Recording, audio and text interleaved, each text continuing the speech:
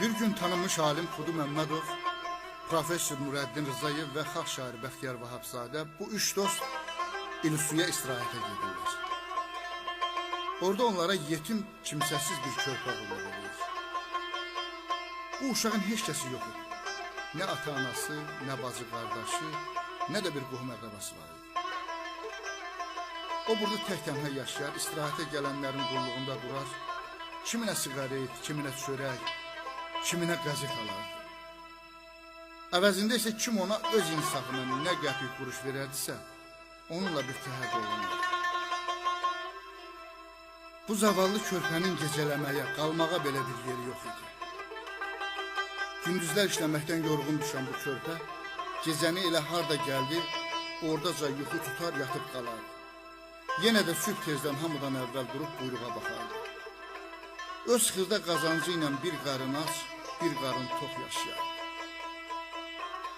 O uşaq elə ilk gündən bu üç dosta daha çox meyil salmış, nədənsə onlara öz doğmaları kimi bağlanmışdı. Nə vaxtsa onların geriyə Bakıya döndüyünü düşünəndə öz-özünə gözləri dolurdu. 24 günlük istirahətin sonuncu günü Bəxtiyar Vahabzadə o uşağı yanına çağırıb soruşdu. Oğlum, biz indi Bakıya qaydırıq.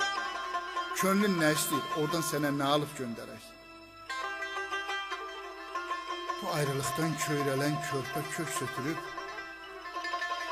heç nəyə ehtiyacım yoxdur deyir. Amma sizdən bir xahişim var. Nə olar? Hərəniz Bakıdan mənə tək bircə məktub yazıb göndərin. Heç olmasa qoy o məktublara görə paştalyon məni 3 dəfə axtarsın. Mən də bilim ki, bu dünyada kimimsə var.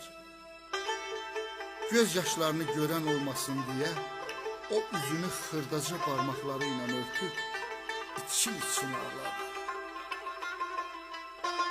Arxalıya dayaq durar hər yetən, arxasıza arxa duran tapılmaz. Atalı uşağa can deyər gələn, yetimin halını soran tapılmaz. Onun görkəminə heç vaxtı gülmə, yetim taleyinə gülməzlər bala. Qəlbində bir acza sevinci varsa, onu da süpürüb silməzlər bala. Ana yox, baş qoyub dizinə yata, qanadsız quş kimi gəlib həyata. Sağında ana yox, solunda